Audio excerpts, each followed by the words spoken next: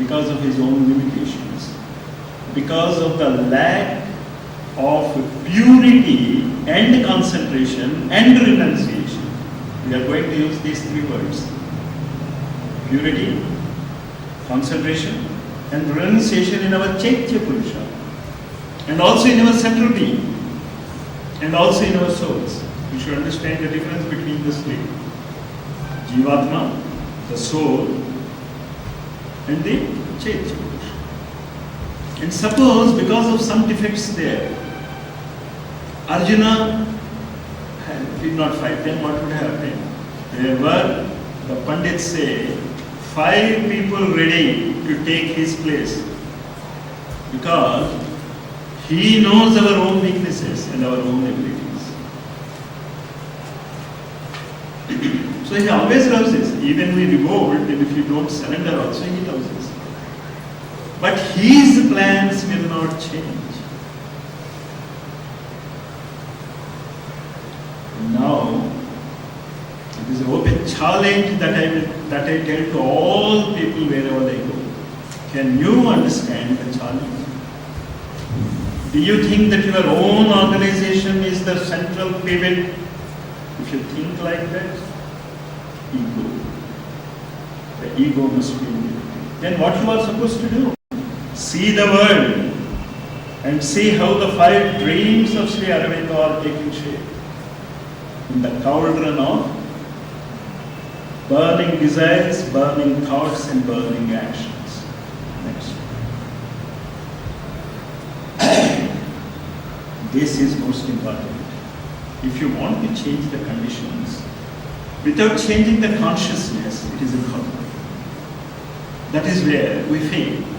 It is not our misunderstanding of what this thing is, but we are not taking the real work we have to do to change our consciousness.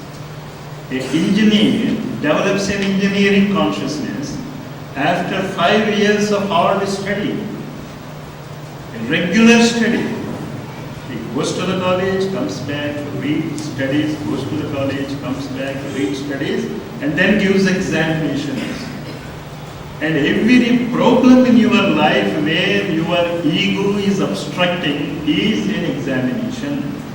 Don't run away from the examinations. Take up the challenge. Be where you are.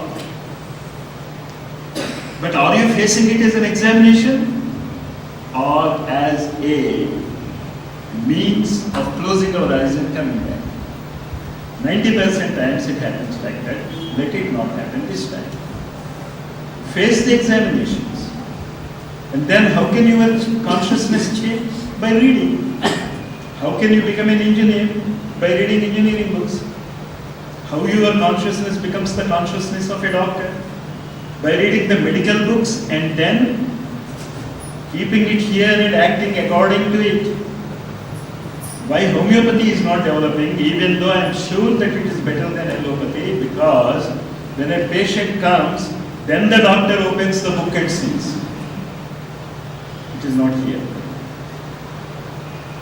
Though it is a better system of medicine, the practitioner is not a better doctor, because he has not taken the trouble to keep that knowledge here.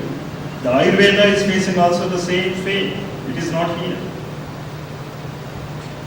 And we also are having the same fate because this book is not here.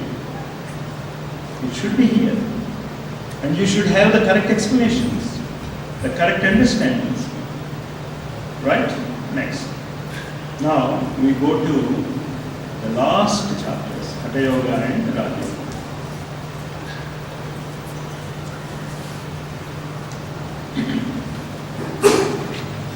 Those who have the book, you can go to the last chapters. Now let me give you a clue in spiritual understanding. In understanding, I am using that word as Sri Aurobindo uses. That way I will tell you what understanding is, what it is. To change the evolution, to change the consciousness, What was the advice given by Narada to Ratnakara? He said, have a aim of Rama. Just parrot-like repetition of Rama Rama was not intended. It was a mantra. Mantra means manana tatrayate.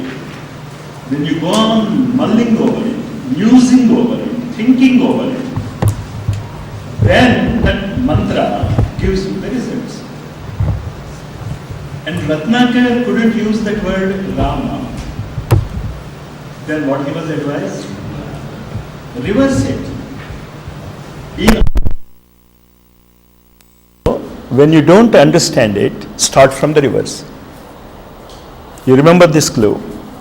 Always, and now you will see how easy it becomes to understand the Jnana Yoga when you start from the back chapters. The Raja Yoga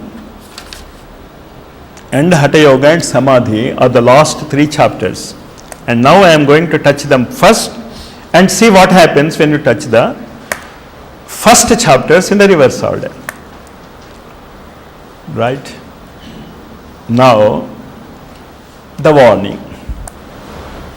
It seems that the whole integral yoga is full of warnings. What is the warning? On the whole, for an integral yoga, the special methods of Raja Yoga and Hatha Yoga may be useful at times in certain stages of progress. This is what you should understand, that you are not supposed to practice Hatha Yoga and Raja Yoga, which are meant for the development of Annamaya Purusha and Pranamaya Purusha, or our physical body and vital body. Because very clearly we know that these 2 bodies have been completely perfected.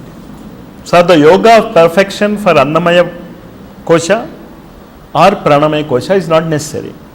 But what is necessary is, you should know when to use it and when not to use it. That is where we make the mistake. We just forget that they are to be used. They are tools. That is the only perfected part in our body. These 2 are perfect.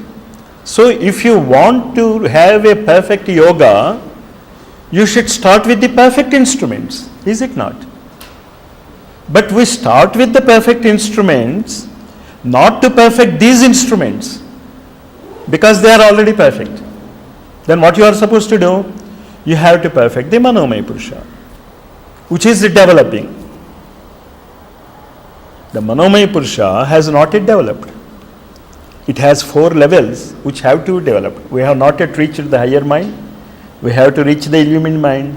We have to reach the intuitive mind, and then we have to reach the overmind. Then only you can go to the supermind. And when you say supermind, if you take this Sanskrit word, it becomes very easy for us. These are the Manomaya Kosha planes, and supermind is Vijnanamaya Kosha. So when you use Vijnanamaya Kosha, the confusion will not be there.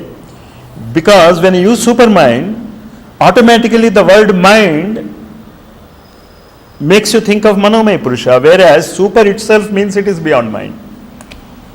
So for us, as Sri Aurobindo has advised, let us use the technical Sanskrit words. So before you reach the Vijnanamaya Kosha, you have to perfect the Manomaya Kosha. And to perfect the Manomaya Kosha, you use the already perfected natural Annamaya and Pranamaya bodies you have in you by the Hatha Yoga technique and the Raja Yoga technique. Are we doing it? That is what we have to question. That is what he says.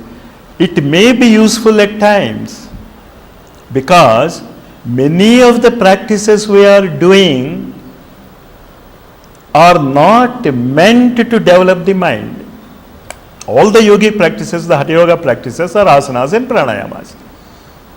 The asanas and pranayamas which are now being practiced and advertised, do you think they are developing your mind? Is the mind taking any active part in those asanas and pranayamas? No.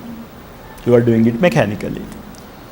You need not do it, because mechanical doing is for perfection. Abhyasa is mechanical doing. Repetition of the same thing, time and again, till you will become perfect.